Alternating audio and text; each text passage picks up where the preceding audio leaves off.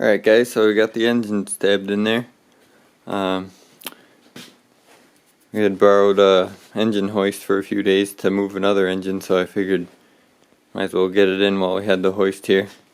Went in pretty good. A little bit of banged around the radiator a little bit. Hopefully it didn't puncture anything, but they kind of go in as a unit, so it's going to make it harder to get to the brake hoses, but it's still doable. This side you could get to from here, and this side's got a little window down here. I painted it with this olive drab army green, and then I went over it with a clear coat, so it kind of looks like the British racing green that it came originally, but it's not quite the same. Started hooking up the wires here. Still got to put the distributor in and get all these wires figured out.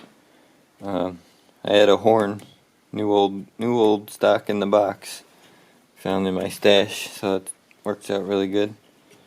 Same as the old one, but working. And I don't know if I showed you, I got this firewall painted. I just used Rust-Oleum in a can, gray, and then I made it a little bit darker with some black, and it's a little bit shiny, but I've been rubbing on it and dulls it down a little bit, so looks good, matches really good. And I touched up all the little spots with the extra. My parts should be coming today. It's been like a month since I made the order, but they've been on back. A lot of them have been on back order for 3 weeks, so it's only been a week in shipping from England, so can't complain too much. So maybe I'll do a little unboxing when they get here. Should be here today. I did a lot of little things. Got the shifter in here. I had to do some upholstery work here around the carpet to get it to look halfway decent, because when they cut it out for the shifter, it wasn't factory cut, it was just hacked open and around this dimmer switch here. So I did a bunch of knitting around there to neaten it up. Looks okay. They had this carpet glued down really good. Had to rip it up kinda. And I made a brace for the lower part of the steering column here, because from the factory the only thing that holds it is this clamp. There's nothing on the bottom to hold it, like when you turn the wheel.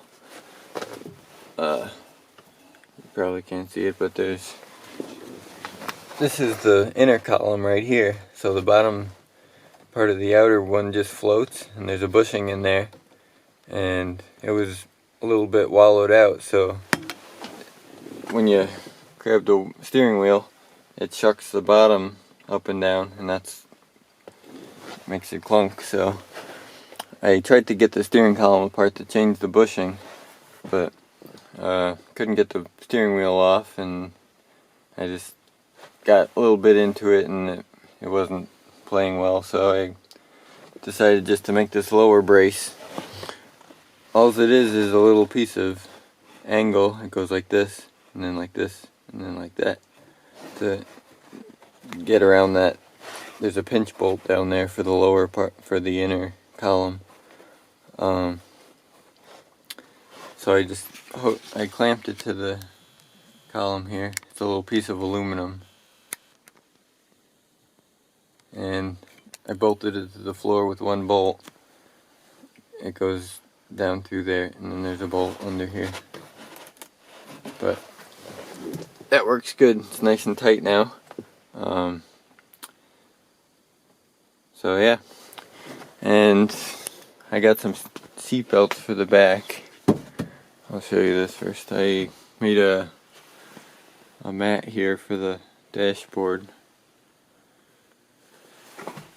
I just took there's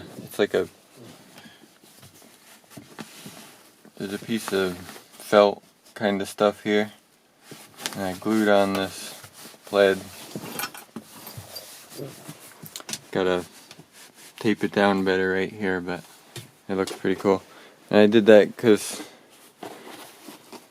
well, mostly because the back here,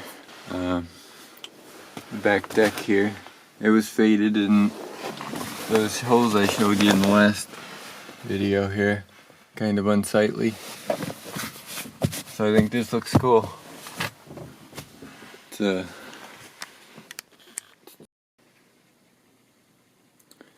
they're from a extended cab S10 pickup truck. It's getting kind of hard to find lap belts at the junkyard these days. They're all shoulder belts, but found these. They match the outside really good, so I'm gonna use them for the back. There's only one per S10 because they only have that little jump seat on the side. So I found two that matched. Well, I like them a lot. I think they'll go in there really good. I'll probably look for front ones too, because ones that are in here are these white ones. Not a huge fan of them. Kinda, I don't know, they're alright, but maybe I'll keep an eye out for ones that match for the front. I made this here license plate holder for the front. It's all aluminum. Just bolted it together there. And it sits under the bumper here.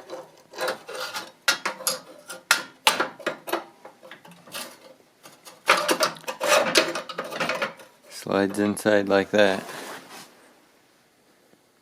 So when I put the plate on, it'll fit up in there like that.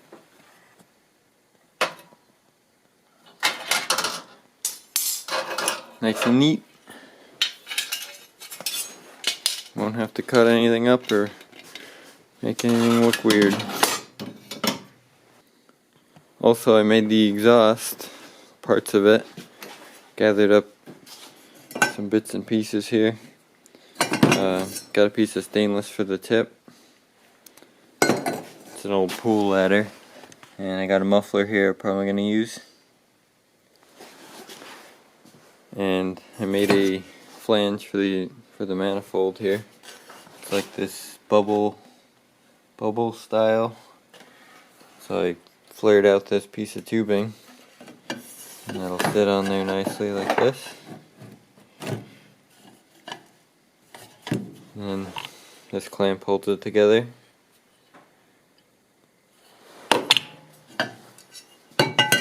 So once I get my axles in and everything, then I could see exactly where to route that down, because it's tight in here. The axle goes right there, so I gotta squeeze it in between right there. And when I put it in place here. Alright, I'll show you more when my box gets here. I'll do a little unboxing for the parts. Alright, I spared you the boring bit, the unpackaging. So what we got here, we got the new bumper for the back, and a front trim for around the grill that was missing.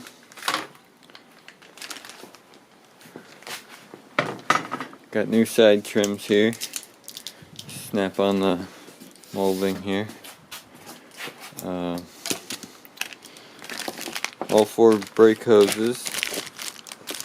Got some valve cover gaskets. Little radiator hose. Headlight eyebrows. Go on here like that. Might use those, I might not. See how they look. Got the tie rod end rubbers here. Let me turn off the radio.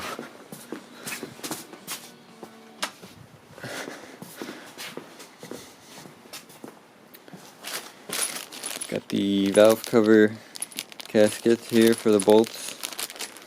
Those are all dried out.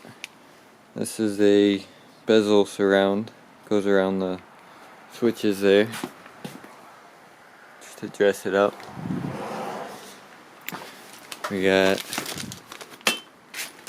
CV boot, taillight lenses here.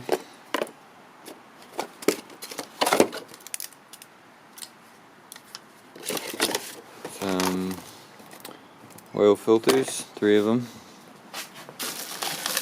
Got a CV joint here for the one that was broken. And that comes with a boot and grease and stuff. I'm not sure if I'm going to use these boots. They say that they crack easily, so I might use those other ones I got. Those are good brand. Not sure what these bolts are for. I'll figure it out. Probably for these bumper end things. I got these to go over here like this, and that's also what these are for. They go underneath the bumper so that the bolt has something to sit on. Got some axle boots here, small ones for the inner side. Got a door latch thing. Both of mine are worn out, but only one of them is like clunky, so I only got one.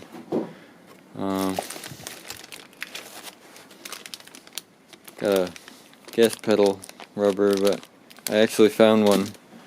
It was in the back side compartment there underneath. Fell under there or something. Got some hubcaps, 4 of them. So now I have these too, and those, and that's about it. Yep. Still gotta put it in the distributor. It has this electronic Petronics on it, so that's cool. No points to deal with.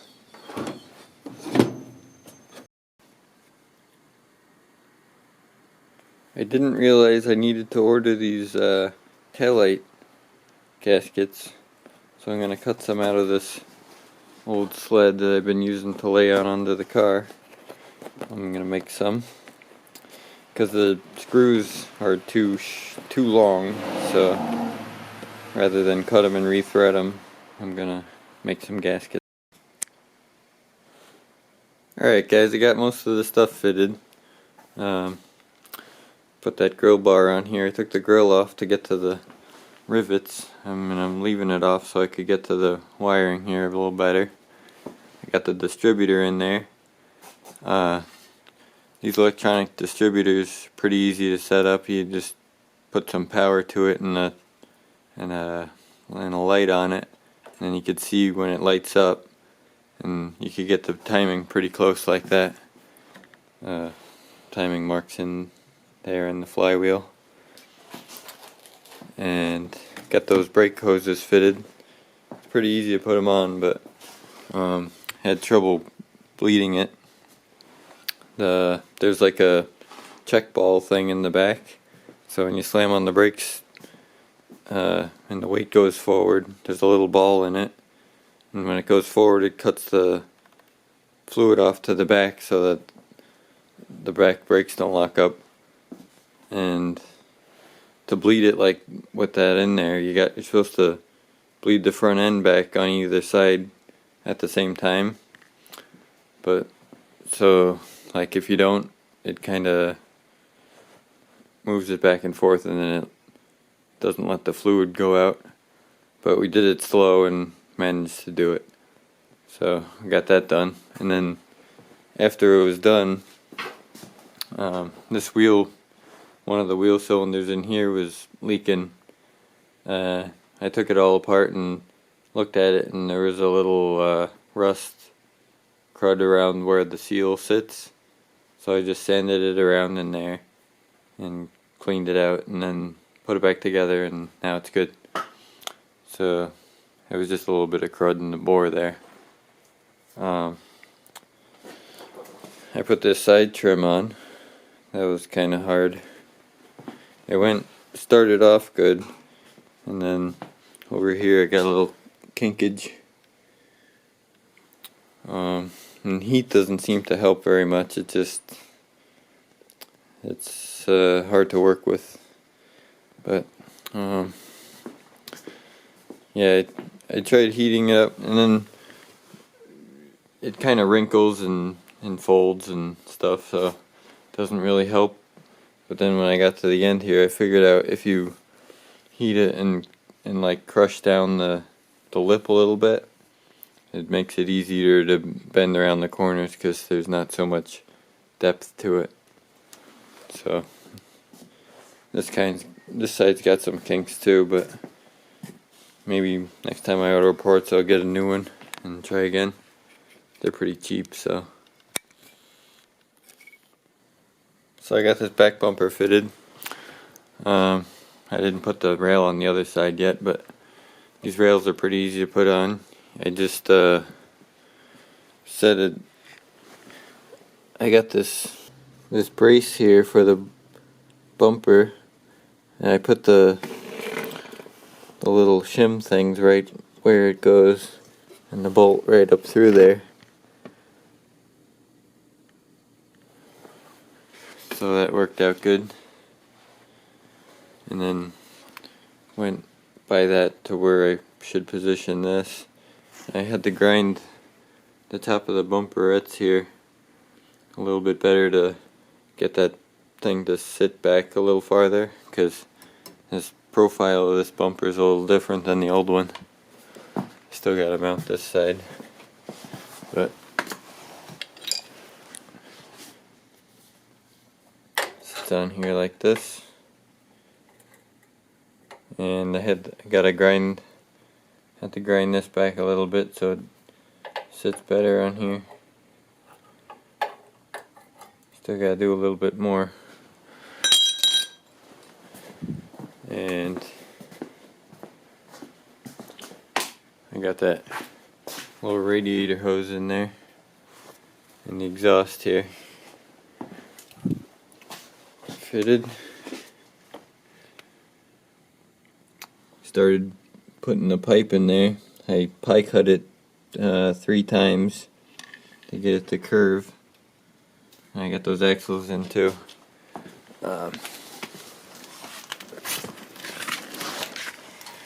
So you got the pipe sticking down here. So I'm gonna put this 90-degree bend on it and then run it back. There's not much room in here to work with.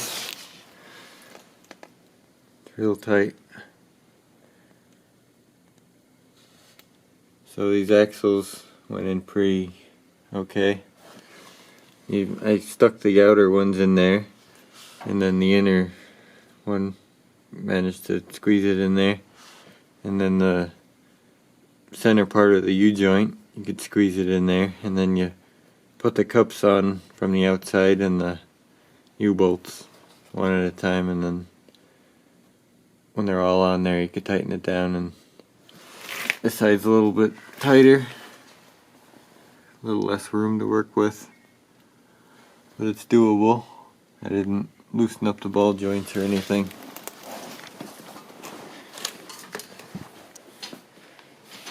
And so now I gotta get these wires done and run some wires for the fog lights here. I think I'm gonna run it up to there's a switch here in the back of the gauge pod, and there's another hole here, so I'm gonna put the switch there. I still don't know what all those switches in there do, so might wait till I get some power to it and figure out what they do before I go putting more switches in there. I picked up this keychain.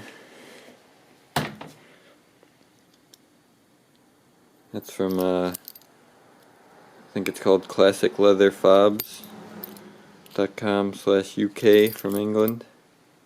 They got all kinds of nice oddball car keychains.